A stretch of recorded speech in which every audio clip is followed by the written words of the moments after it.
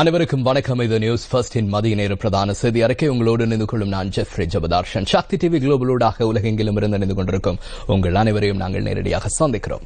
முதலில் தலைப்புச் செய்திகள். வட் வரி திருத்தம் தொடர்பில் வரவு செலவு திட்டத்தில் வழங்கப்பட்ட நிவாரணங்களில் எவ்வித மாற்றமும் ஏற்படாது என நிதி ராஜாங்க அமைச்சர் தெரிவிப்பு. மாலைத்தீவில் இருந்து நாட்டுக்கு அனுப்பி வைக்கப்பட்டுள்ள கைதிகளில் வடக்கைச் சேர்ந்த 3 பேரும் போதைப் பொருள் கடத்தல் குற்றச்சாட்டில் தடுத்து வைப்பு. கிழக்கு மாகாண முன்னாள் முதலமைச்சர் பிள்ளையான் உள்ளிட்ட 4 பேரின் விளக்கமறியல் மீண்டும் நீடிப்பு. இந்தியாவின் முன்னாள் பிரதமர் ராஜீவ் காந்தியின் கொலை வழக்கில் தண்டனை அனுபவித்து வரும் 7 பேரையும் விடுதலை செய்யுமாறு தமிழக அரசு விடுத்த கோரிக்கை மத்திய அரசினால் மீண்டும் நிராகரிப்பு. இவை எமது தலைப்புச் செய்திகள். விரிவான செய்திகள்.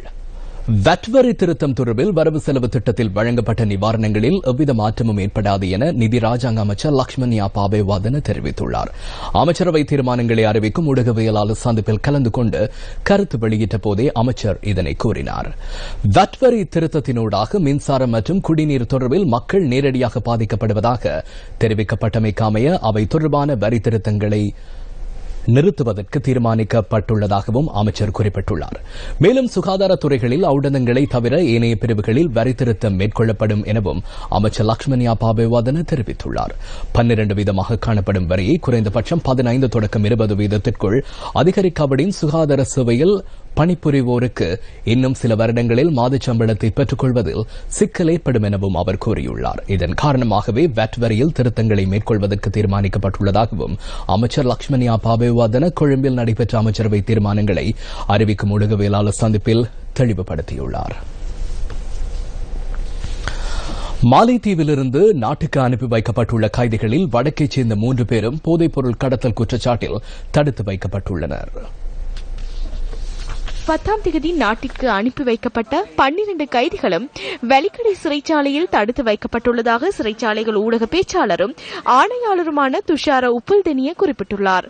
இவர்களில் வடக்கை சேர்ந்த குறித்த 3 கைதிகளுக்கும் போதைப்பொருள் கடத்தல் குற்றத்திற்காக மாலைத்தீவுகளில் 15.5 வருட சிறை தண்டனை விதிக்கப்பட்டுள்ளது. எவ்வாறாயினும் அவர்கள் மாலைத்தீவு சிறையில் தடுத்து வைக்கப்பட்டிருந்த காலத்தை கவனத்திற்கொண்டே இலங்கையில் தடுத்து வைக்க வேண்டிய காலம் தீர்மானிக்கப்படும் என சிறைச்சாலைகள் ஊடக பேச்சாளர் துஷார உப்புல்தினிய தெரிவித்துள்ளார். விஸ்வமடு, வவுனியா மற்றும் முல்லைத்தீவு ஆகிய பகுதிகளைச் சேர்ந்த 3 இளைஞர்களும் இறுதிக்கட்ட யுத்தத்தில் காணாமற் போனதாக அவர்களது பெற்றோர் காணாமற் போனோர் தொடர்பான முறைப்பாடுகளை விசாரணை செய்யும் ஜனாதிபதி ஆணைக்குழுவில் முறைப்பாடு செய்தனர். இந்த முறைப்பாடுகள் தொடர்பில் ஆணைக்குழு மேற்கொண்ட விசாரணைகளின் போது குறித்த 3வரும் 2008ஆம் ஆண்டு தமிழீழ விடுதலை புலிகளின் ஆயுத கப்பலில் பயணித்துக் கொண்டிருந்த சந்தர்ப்பத்தில் மாலைத்தீவு கடற்பரப்பில் கைது செய்யப்பட்டு அங்கு தடுத்து வைக்கப்பட்டிருந்தமை குறிப்பிடத்தக்கது. இந்திய முன்னாள் பிரதமர் ராஜீவ் காந்தியின் கொலை குற்றவாளிகளை விடுதலை செய்வது தொடர்பான தமிழக அரசின் கோரிக்கையை மத்திய அரசு மீண்டும் நிராகரித்துள்ளது. குற்றவாளிகள் 20 ஆண்டுகளுக்கு மேல் சிறை தண்டனை அனுபவித்து வருவதால் அவர்களை விடுதலை செய்ய தமிழக அரசு முடிவு செய்துள்ளது. இந்த விடயம் குறித்து மத்திய அரசின் கருத்தை கேட்டு தமிழக உள்துறை செயலகத்தினூடாக கடந்த மார்ச் 2ஆம் தேதி கடிதம் அனுப்பி வைக்கப்பட்டுள்ளது. எனினும் குற்றவாளிகளை விடுதலை செய்வது குறித்து தமிழக அரசின் கோரிக்கையை 2வது முறையாக மத்திய அரசு நிராகரித்துள்ளதாக தி ஹிந்து செய்தி வெளியிட்டுள்ளது. இந்நிலையில் முன்னாள் பிரதமர் ராஜீவ் காந்தியின் கொலை குற்றவாளிகள் 7 பேரின் விடுதலையை வலியுறுத்தி தமிழக அரசு அனுப்பியுள்ள கடிதம் குறித்து மத்திய சட்டத்துறை அமைச்சின் கருத்தை கேட்டறிந்துள்ளதாகவும் தமிழக உள்துறை செயலாளர் ஞான தேசிகனுக்கு மத்திய அரசு அறிவித்துள்ளதாகவும் தி ஹிந்து செய்தியில் தெரிவிக்கப்பட்டுள்ளது. மேலும் இந்த வழக்கு விசாரணை உச்சநீதிமன்றத்தில் நிலுவையில் உள்ளதால் குற்றவாளிகளை விடுதலை செய்வதற்கு மத்திய அரசுக்கு அதிகாரம் இல்லை எனவும் அறிவிக்கப்பட்டுள்ளது. இந்த வழக்கில் குற்றவாளிகள் 7 பேரும் வேலூர் சிறையில் தடுத்து வைக்கப்பட்டுள்ளனர். 1991ஆம் ஆண்டு ஸ்ரீபெரும்புதூரில் லோக்சபா தேர்தல் பிரச்சாரத்தின் போது முன்னாள் பிரதமர் ராஜீவ் காந்தி மனித வெடிகுண்டு தாக்குதலில் படுகொலை செய்யப்பட்டார். இந்த சம்பவம் குறித்து கைது செய்யப்பட்ட முருகன், சாந்தன், பேரறிவாளன், நளினி ஆகிய 4 பேருக்கும் உச்சநீதிமன்றம் தூக்கு தண்டனை விதித்தது. இதன் பின்னர் நளினிக்கு விதிக்கப்பட்ட தூக்கு தண்டனை ஆயுள் தண்டனையாக குறைக்கப்பட்டமை குறிப்பிடத்தக்கது. தமிழ் தேசிய கூட்டமைப்பின் முன்னாள் பாராளுமன்ற உறுப்பினரான ஜோசப் பரராஜசிங்கத்தின் கொலை தொடர்பில் கைது செய்யப்பட்ட கிழக்கு மாகாண முன்னாள் முதலமைச்சர் பிள்ளையான் என்று அழைக்கப்படும் சிவனேசத்துறை சந்திரகாந்தன் உள்ளிட்ட 4 பேரின் விளக்கமறியல் மீண்டும் நீடிக்கப்பட்டுள்ளது. சந்தேக நபர்கள் மட்டக்களப்பு மாவட்ட நீதவான் மாணிக்க வாசகர் கணேசராஜா முன்னிலையில் ஆஜர்படுத்திய சந்தர்ப்பத்தில் விளக்கமறியல் நீடிப்பு உத்தரவு இன்று பிறப்பிக்கப்பட்டது. அதற்கமைய சந்தேக நபர்கள் 4 பேரையும் எதிர்வரும் 27ஆம் தேதி வரை விளக்கமறியலில் வைக்குமாறு உத்தரவிடப்பட்டுள்ளது. இந்த கொலை சம்பவம் தொடர்பில் மேலும் 2 சந்தேக நபர்கள் கைது செய்யப்படவுள்ளதால் இவர்களை விடுதலை செய்ய வேண்டாம் என குற்றப்புலனாய்வு பிரிவினர் நீதிமன்றத்தில் இன்று கோரிக்கை விடுத்துள்ளனர். இந்த கோரிக்கையை பரிசீலனை செய்த நீதவான் சந்தேக நபர்களுக்கான விளக்கமறியல் நீடிப்பு உத்தரவை பிறப்பித்துள்ளார். பயங்கரவாத தடைச்சட்டத்தின் கீழ் விளக்கமறியல் வைக்கப்பட்டுள்ள கிழக்கு மாகாண முன்னாள் முதலமைச்சரும் தமிழ் மக்கள் விடுதலை புலிகள் கட்சியின் தலைவருமான பள்ளிகாணி பிணைமனு கோரிக்கை கடந்த வழக்கு விசாரணையின் போது மட்டக்களப்பு நீதவான் நீதிமன்றத்தால் நிராகரிக்கப்பட்டது. தமிழ் தேசிய கூட்டமைப்பின் முன்னாள் பாராளுமன்ற உறுப்பினரான ஜோசப் பரராஜசிங்கம் 2005ஆம் ஆண்டு டிசம்பர் மாதம் 25ஆம் தேதி மட்டக்களப்பில் சுட்டுக் கொல்லப்பட்டார். இந்த கொலை சம்பவம் தொடர்பில் பள்ளிகானுடன் தமிழ் மக்கள் விடுதலை புலிகள் கட்சியின் முன்னாள் தேசிய அமைப்பாளரும் முன்னாள் மாகாண சபை உறுப்பினருமான பிரதீப் மாஸ்டர் என அழைக்கப்படும் எட்வின் சில்வா, கிருஷ்ணானந்த ராஜா, கஜன் மாமா எனப்படும் கனகநாயகம் மற்றும் ராணுவ புலனாய்வு உத்தியோகத்தர் எம் கலீல் ஆகியோர் கைது செய்யப்பட்டு தடுத்து வைக்கப்பட்டுள்ளமை குறிப்பிடத்தக்கது. மட்டக்களப்பு ஓந்தாச்சிமடம் கிராம சேவகர் கொல்லப்பட்ட சம்பவத்தை கண்டித்து இன்று காலை கண்டன பேரணி ஒன்று இடம்பெற்றது. கடந்த சனிக்கிழமை ஒந்தாச்சிமடம் கிராம சேவகர் கொல்லப்பட்டதுடன் இந்த கொலை சம்பவத்திற்கு நீதியான விசாரணை முன்னெடுக்கப்பட வேண்டும் என தெரிவித்து களுவாஞ்சிக்குடி பிரதேச செயலகத்திலிருந்து களுவாஞ்சிக்குடி சந்தி வரை சென்று மீண்டும் கண்டன பேரணி பிரதேச செயலகத்தை சென்றடைந்தது. மட்டக்களப்பு மாவட்ட ஐக்கிய கிராம சேவகர்கள் சங்கத்தினால் இந்த கண்டன பேரணி ஏற்பாடு செய்யப்பட்டிருந்ததுடன் மண்முனை தென்னிரவில் பெற்ற பிரதேச செயலக உத்தியோகத்தர்கள், கிராம சேவகர்கள் மற்றும் பலர் இந்த பேரணியில் கலந்து கொண்டமை குறிப்பிடத்தக்கது. இந்த பேரணியில் கலந்து கொண்டவர்கள் கருப்பு பட்டி அணிந்து தமது கண்டனத்தை வெளிப்படுத்தினர். கிராம உத்தியோகத்தர் சோமசுந்தரம் விக்னேஸ்வரன் அவர்கள் அடித்து கொலை செய்யப்பட்டிருப்பதாக அனைவருடைய சந்தேகம் தற்பொழுது எழுந்திருக்கின்றது. இவ்வாறான நிலையிலே அவருடைய விசாரணை துரிதப்படுத்தப்பட வேண்டும். அவருடைய கொலைக்குரிய மர்மம் என்பது எங்களுக்கு உடனடியாக வெளிப்படுத்த வேண்டும் என்பது.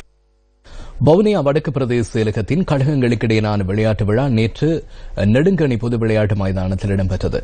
இதில் அரசியல்வாதிகள் சிலரும் கலந்து கொண்டிருந்தனர். வவுனியா மாவட்டத்திலே 2000 மில்லியன் ரூபாய் மொத்த ஒதுக்கீட்டிலே ஒரு பொருளாதார அபிவிருத்தி மையத்தை உருவாக்குவதற்குரிய ஏற்பாடை செய்திருக்கின்றோம்.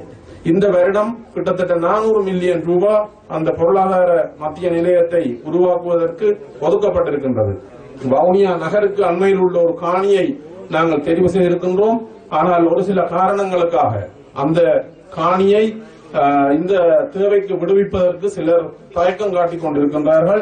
நீங்க காணி தராவிட்டால் இந்த காசு வழியில் வேற மாவட்டங்களுக்கு கொடுத்து விடுவோம்.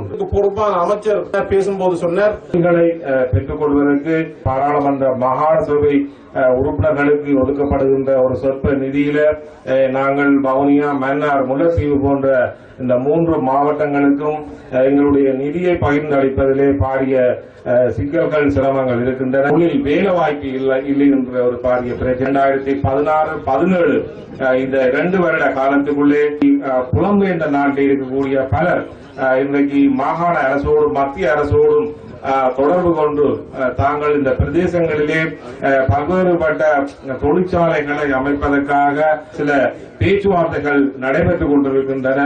அரசாங்கம் அவர்களுக்கான சில வசதிகளை செய்து கொடுப்பதன் ஊடாக இந்த பிரதேசத்தில் அமைக்கப்படுகின்ற தொழிற்சாலைகளிலே பல இளைஞர்களுக்கு வேலைவாய்ப்பை பெற்றுக் கொடுக்கக்கூடிய சந்தர்ப்பங்கள், வாய்ப்புகள் இருக்கின்றன. இம்முறை 27,603 பேர் பல்கலைக்கழகங்களுக்கு உள்ளீர்க்கப்பட உள்ளதாக பல்கலைக்கழக மானியங்கள் ஆணைக்குழு தெரிவித்துள்ளது. கடந்த வருடம் 25,200 மாணவர்கள் மாத்திரமே பல்கலைக்கழகங்களுக்கு உள்ளீர்க்கப்பட்டதாக பல்கலைக்கழக மானியங்கள் ஆணைக்குழுவின் தலைவர் மொஹாண்டி சில்வா குறிப்பிட்டுள்ளார். 15 பல்கலைக்கழகங்களும் 18 உயர்கல்வி நிறுவனங்களும் இந்த மாணவர்கள் சேர்த்துக் கொள்ளப்படவுள்ளனர். அதற்கமைய இம்முறை பல்கலைக்கழக கற்கை நெறியை தொடர்வதற்கான விண்ணப்ப படிவம் அடங்கிய கையேட்டை எதிர்வரும் 24ஆம் தேதி மாணவர்கள் பெற்றுக் கொள்ள முடியும் என பல்கலைக்கழக மானியங்கள் ஆணைக்குழு குறிப்பிட்டுள்ளது. கம்புருப்பேட்டிய வெல்பிட்டவாவையில் குளிக்க சென்ற இருவர் நீரில் மூழ்கி உயிரிழந்துள்ளனர். வெல்பிட்டவாவையில் நேற்று மாலை 4:30 மணியளவில் குளிக்கச் சென்ற 15 வயது பிள்ளை ஒன்றும் 68 வயதுடைய ஒருவருமே சம்பவத்தில் உயிரிழந்துள்ளனர். இவர்கள் குளிக்கச் சென்ற சந்தர்ப்பத்தில் வாவையில் வெட்டப்பட்டிருந்த குழி ஒன்றில் விழுந்தமையால் இந்த அனர்த்தம் இடம்பெற்றுள்ளது. சடலம் தற்போது அதபான ஆதார வைத்தியசாலையின் பிரேத அறையில் வைக்கப்பட்டுள்ளது. கம்புருப்பட்டி போலீசார் சம்பவம் தொடர்பில் மேலதிக விசாரணைகளை மேற்கொண்டு வருகின்றனர். கஞ்சா கடத்துவதற்கு முயற்சித்த இலங்கையர் ஒருவரை பாம்பன் பகுதியில் கியூ பிரிவு போலீசார் கைது செய்துள்ளனர். சந்தேக நபரிடமிருந்து 10 கிலோகிராம் கஞ்சா போலீசாரால் கைப்பற்றப்பட்டுள்ளதாக தி ஹிந்து செய்தி வெளியிட்டுள்ளது. கடல் மார்க்கமாக படகு மூலம் தலைமன்னாருக்கு கஞ்சா கடத்துவதற்கு சந்தேக நபர் முயற்சித்துள்ளதாக கியூ பிரிவு போலீசார் குறிப்பிட்டுள்ளனர். கைது செய்யப்பட்டுள்ள சந்தேக நபர் அன்னாரைச் சேர்ந்த 24 வயதான ஒருவர் என விசாரணைகளில் தெரியவந்துள்ளது. குறித்த நபர் கடந்த மார்ச் மாதம் 17ஆம் தேதி சுற்றுலா விசாவில் மதுரை விமான நிலையத்தை வந்தடைந்துள்ளார் எனவும் பத்ரகுண்டில் உள்ள அவரின் உறவினர் வீட்டில் தங்கியிருந்ததாகவும் போலீசார் குறிப்பிட்டுள்ளனர். கைது செய்யப்பட்டுள்ள சந்தேக நபர் மேலதிக விசாரணைகளுக்காக பாம்பன் போலீசாரிடம் ஒப்படைக்கப்பட்டுள்ளார்.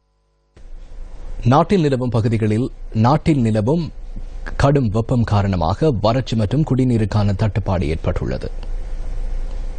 மட்டக்களப்பு மாவட்டத்தில் அதிக வெப்பம் காரணமாக பல பகுதிகளில் குடிநீருக்கான தட்டுப்பாடு ஏற்பட்டுள்ளது. பல கிணறுகள் வற்றி போயுள்ளன. குறிப்பாக வவுனதீவு பிரதேச செயலாளர் பிரிவின் கொத்தியாவல குருந்தையடி கிராமத்தில் கிணறுகள் வற்றி போயுள்ளதால் குடிநீரை பெற்றுக் கொள்வதில் பாரிய சிரமங்களை எதிர்நோக்குவதாக கிராம மக்கள் குறிப்பிட்டுள்ளனர். தண்ணி இல்லாம கடுமையான முறைக்கு கஷ்டப்படுறாங்க. காசிக்கு தான் வாங்கி நாங்க குடிக்க பிரேஜா உண்டா காசி அங்க எங்கிட்ட வழி இல்ல. எப்படியே நாங்க 3 கிலோமீட்டர் 4 கிலோமீட்டருக்கு அங்கே போய் தான் தண்ணி எடுத்து வரோம். அப்ப அதுல மிச்சம் கஷ்டத்துக்கு நாங்க ஏற நோக்க வேண்டிய வேலையா இருக்கு. கிடந்த கிணறு முழுதும் பத்தி இப்ப தற்போதைக்கு பாக்கிறதுக்கு ஒரு இடமே எங்களுக்கு தண்ணியே இல்ல. இப்படி கஷ்டப்படுறோம். இதுக்கு அரசாங்கம் ஏதாவது ஒரு உதவி எங்களுக்கு செஞ்சு தரதுக்காக நாங்க தாழ்மையுடன் கேட்டுக்கொள்கிறோம். ஸ்கூலுக்கு போற மக்கள் இன்றைக்கு 4 கிலோமீட்டர் இப்ப குளிச்சுட்டு வந்து ஸ்கூலுக்கு போற விட அங்க 8-9 மணி ஆகுது. அப்ப அங்க பள்ளிக்கூட போய் எப்படி அந்த பிள்ளைங்க படிக்கிற இப்ப தண்ணி இல்ல. எங்களை குடிக்கிறதுக்கு தண்ணி வசதி இப்ப 2-3 கிலோமீட்டர்ல போறோம். தண்ணி எடுக்கிறதுக்கு குடிக்கிறது சரியான கஷ்டமா இருக்கு மக்களுக்கு. பைப் லைன் தாரம் இழுவாட்டு கொண்டு போகுது. தண்ணி தார மாதிரி இல்ல. போட்டு கேட்டு வரக்குள்ள மட்டும் அவங்க போட்டை போடுங்க, நாங்க உங்களுக்கு என்னென்ன செய்வோம், பைப் லைன் தருவோம், இந்தியாவில் கிணறு கட்டி தாரோம், உங்களுக்கு என்ன வசதியோ அதை கேட்டுக்கொள்ளுங்க, தருவோம் ஒரு போட்டை பண்ணா அவ்வளவுதான். அப்புறம் ஆக்கள் இல்ல. இந்தியாவில் குடிக்க தண்ணி இல்ல. தண்ணி வத்தி போயிடுது. கிணறுல எல்லாம் தண்ணி இல்ல. தூரம் தண்ணி எடுக்க போகணும். நாங்க பிரதேச சேவையால கேட்டோம்ல அவைய காசுக்கு தான் தாரண்டிடுறாங்க. எங்கிட்ட காசு கொடுத்து வாங்குறதுக்கு வசதி இல்ல. குறிந்தியடி ஊர்ல சரியான தண்ணி கஷ்டம் எங்களுக்கு. தாவையில் விடிய சாமத்துல போய் கிணத்து வழியே மண்டி தண்ணி அள்ளி கொண்டு தான் குடிக்கிறேன். நாங்க இப்பயும் கூட கலங்க தண்ணி மண்டி தண்ணி அள்ளி கொண்டு வச்சிருக்கோம் குடிக்கிறேன். குடிநீரை பெற்றுக் கொடுப்பதற்கு அதிகாரிகள் எவரும் முன்வரவில்லை எனவும் கிராம மக்கள் தெரிவிக்கின்றனர். இத்துடன் நியூஸ் ஃபர்ஸ்டின் மதிய நேர பிரதான செய்தி அறிக்கை நிறைவு பெற்றது. எமது மணித்தியாளர் செய்திகள் 2:25 இடம்பெறும். வணக்கம்.